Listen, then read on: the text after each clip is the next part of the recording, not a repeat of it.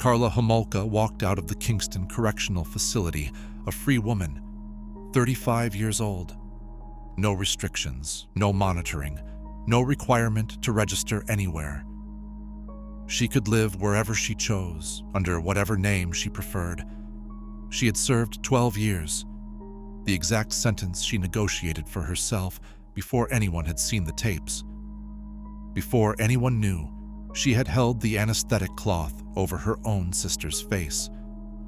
Before the labels on the cassettes, written in her handwriting, decorated with little heart stickers, had been found and read in open court. 3 people were gone.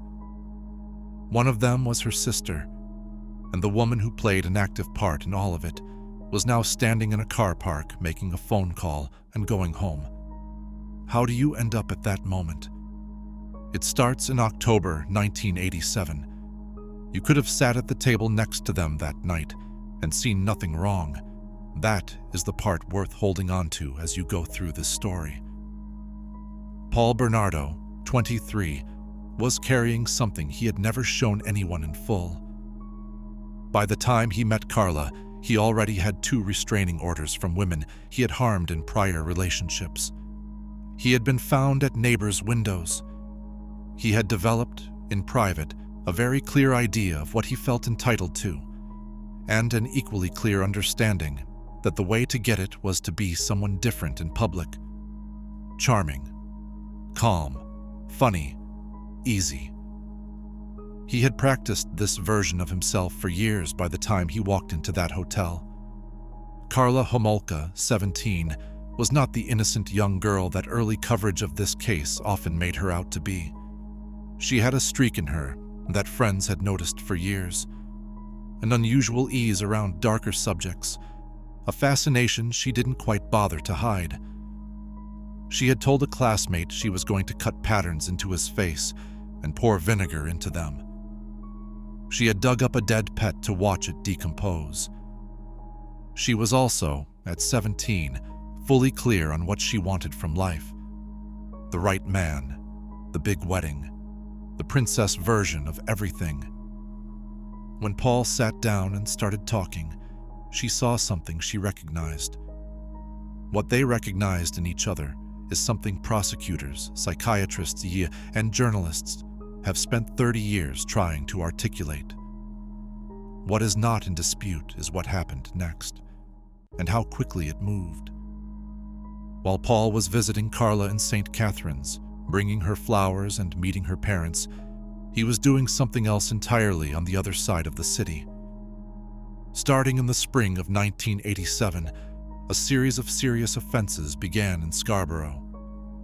Lone women, late at night, near bus stops and quiet residential streets, approached from behind, threatened into silence. He would sometimes wait nearby after the first incident and target the same person again when they tried to leave. By 1988, the pattern had a name: the Scarborough Offender. By 1989, the incidents were escalating in severity.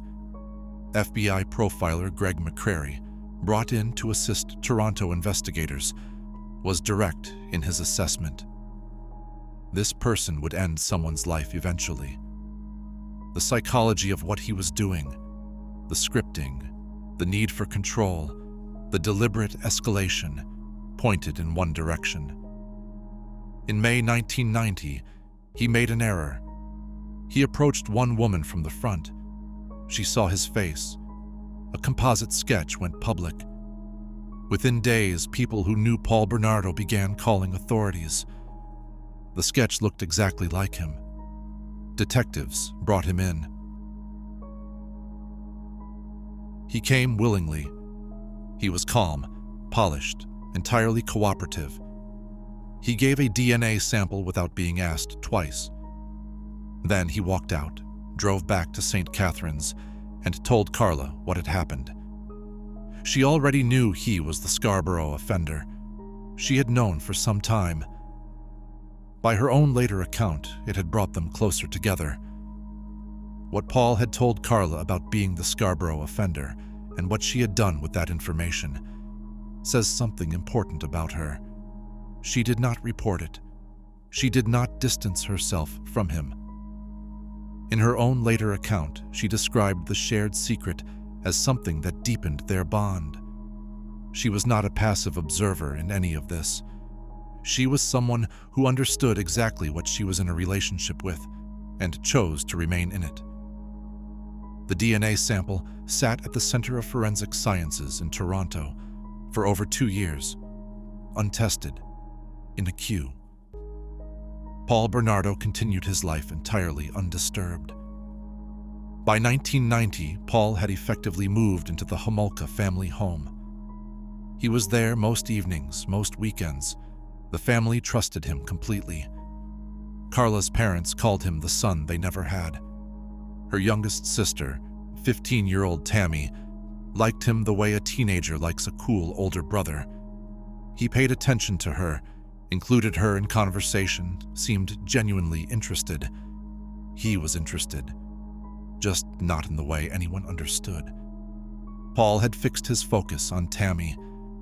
He told Carla what he wanted. He framed it as something she could give him, to make up, he said, for the fact that Carla herself had been in relationships before meeting him. That bothered him. Tammy would make it right.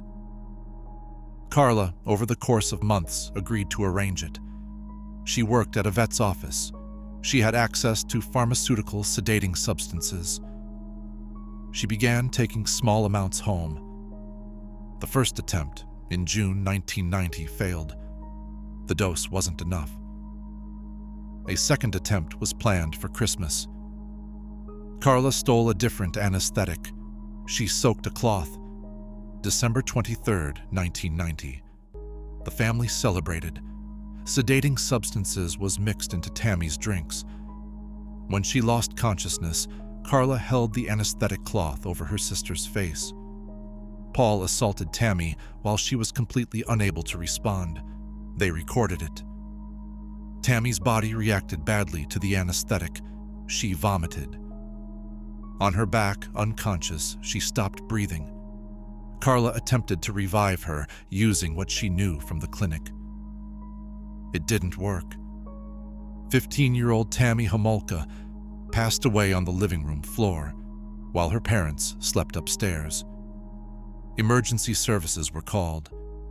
The story was an accident. Too much to drink, went to sleep, could not breathe. Paramedics found no reason to challenge it. A mark on Tammy's face from the cloth was explained away as a friction mark. The autopsy found traces of sedative in her system. The finding was noted and then set aside. Cause of passing, accidental. Within weeks, Paul and Carla had resumed planning their wedding. It started with a curfew. 14-year-old Leslie Mahaffey had stayed out too late, and her parents had a rule. Miss curfew, the door stays locked.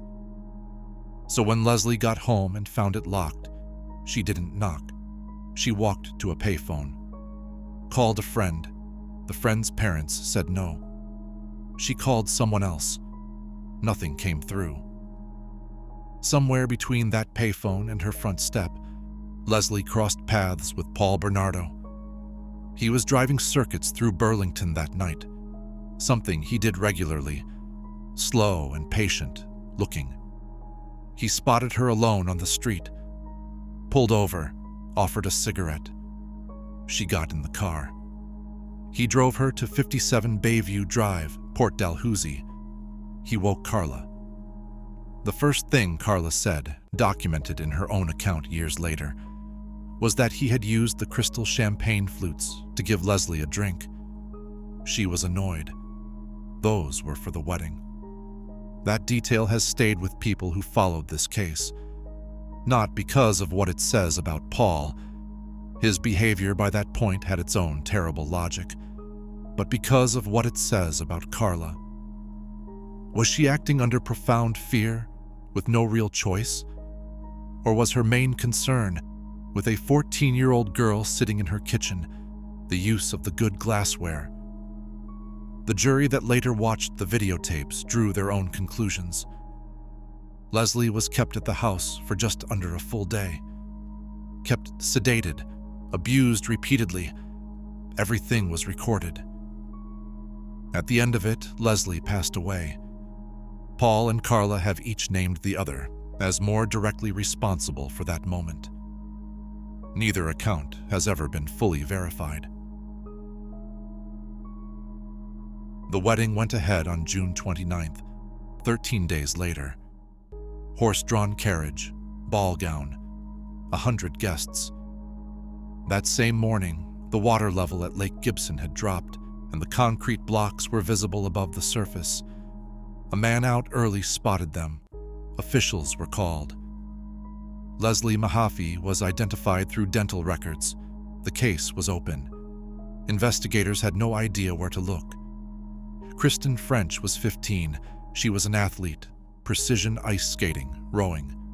She was the kind of student teachers remember. Principled, mature, genuinely kind.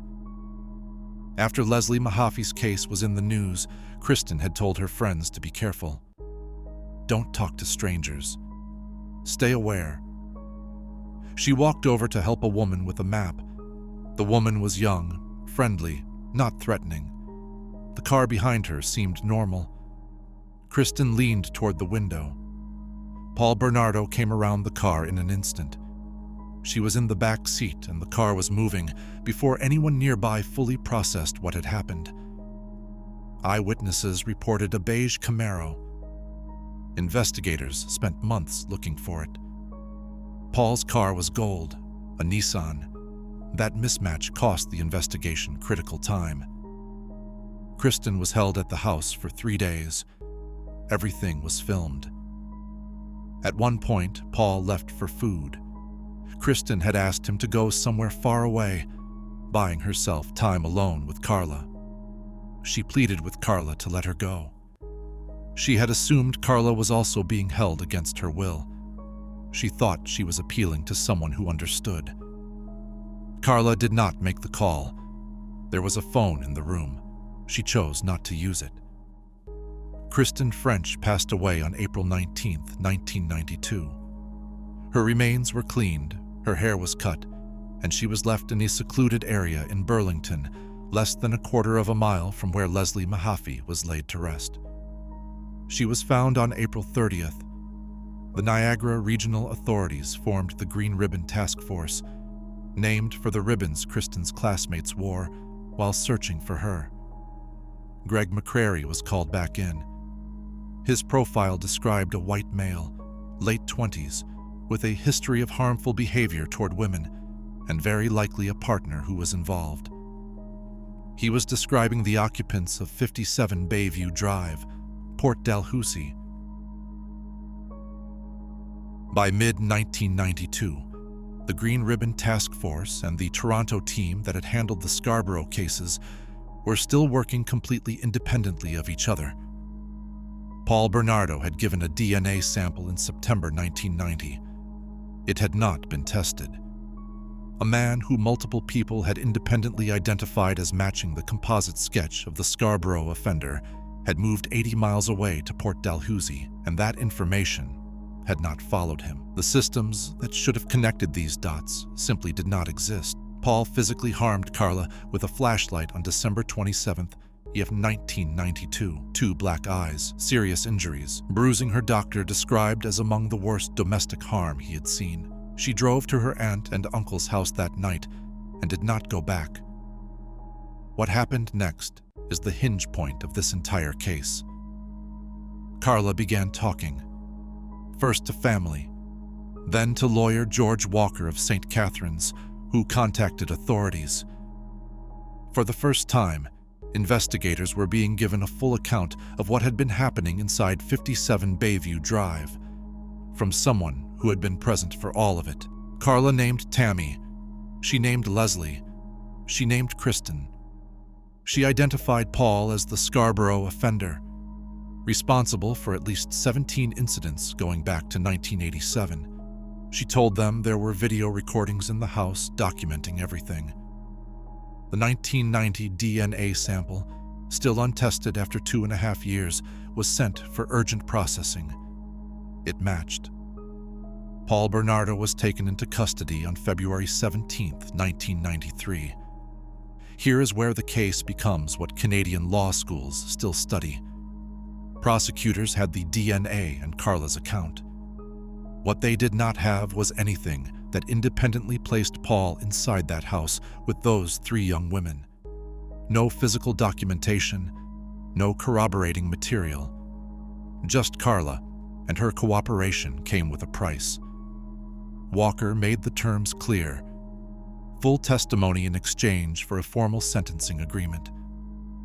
Prosecutors believed they had no other path to a conviction. They agreed. 2 concurrent 12-year terms, signed before the house search was complete and before anyone had seen a single frame of tape. The search ran 71 days and found nothing because the tapes were not there. Paul's then lawyer, Ken Murray, had retrieved them from a ceiling light fixture during the search, removed them from the property, and held them for over a year. When John Rosen took over in September 1994, Murray disclosed this. Rosen handed the tapes to prosecutors immediately. The tapes showed Carla not as a frightened bystander, but as a fully active participant. The deal, however, had already been signed. Legally binding, it could not be reversed, and no court had the mechanism to undo it. Murray was charged with obstructing justice and later cleared. The agreement stood. The families of Tammy, Leslie, and Kristen have had to live with that outcome ever since. And for many of them, it has never stopped feeling like a second failure on top of the first. Carla appeared before the court in June 1993. Reporters were present, but a publication ban prevented them from reporting the details. She received 2 concurrent 12-year terms, effectively a single 12-year sentence, for her part in the passings of Leslie Mahaffey and Kristen French. Tammy's case was addressed separately, but added no time. She was sent to the Kingston Correctional Facility. Paul Bernardo went on trial on May 18, 1995. The prosecution played the video recordings in court through a monitor system designed to keep the footage from the public gallery, though the audio played through the entire room. Juror Eric Broadhurst later described physically trying to push his chair back away from the screen when the first tape began. The families of Leslie and Kristen sat in that room every day. Carla spent 9 days on the stand.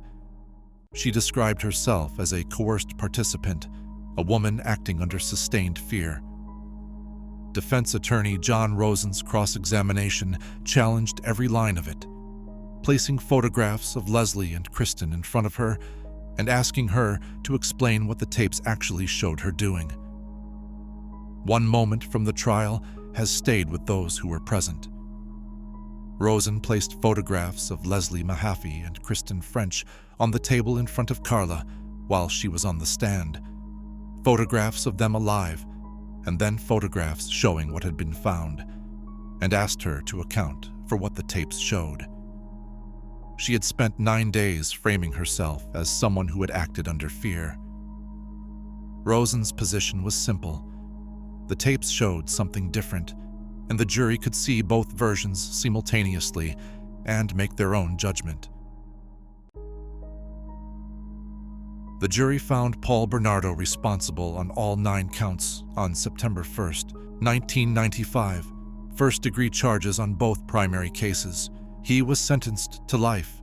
The judge declared him a dangerous offender, meaning he would require the authorities to actively justify any future release. He has been denied parole in 2018, 2021, and 2024.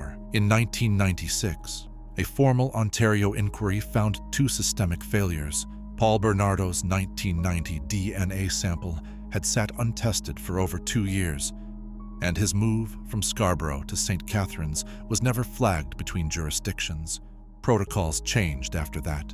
The people those protocols might have protected were already gone. Carla was released July 4, 2005, no conditions. no monitoring. She eventually settled in Quebec under a different name, married to her original lawyer's brother, with 3 children. By 2017, she was volunteering at a local school. The school had no idea who she was. The 1993 deal is still studied in Canadian law schools. Those who made it say they had no choice. The families disagree. Here is what the case file does not tell you. There were 2 versions of this story running at the same time. In one version, Paul and Carla Bernardo were a young couple in a lakeside house in Port Dalhousie. Successful, good-looking, the kind of neighbors you waved to. They threw parties, they sent Christmas cards, they had a wedding that people talked about for years. That version was entirely constructed and entirely believed. In the other version, the one running underneath, behind closed doors on videotape, 3 people named Tammy, Leslie, and Kristen were gone, and the couple in the lakeside house had put them there. Both versions existed at the same time, in the same town, for years. Nobody knew. What that requires you to accept, what makes this case genuinely hard to sit with, is not the cruelty of it, though the cruelty was real. It is how ordinary everything looked. The parents who shared Christmas dinner with Paul Bernardo, while Leslie Mahaffey's remains were in the basement. The colleagues who worked alongside Carla at the veterinary clinic. The guests at the wedding in the white dress with the horse-drawn carriage. Not one of them knew. Some of them still have difficulty believing it. Even now, Tammy was 15, Leslie was 14, Kristen was 15. They did not get the ordinary life that surrounded them on all sides. Everyone else did. Paul Bernardo is still held. Carla Homolka has been free for over 20 years. The debate about how that happened and whether the system got it right has never fully closed. If this case matters to you, share it. Subscribe for a new in-depth case every week, and remember the 3 names that belong at the center of this story: Tammy, Leslie, Kristen.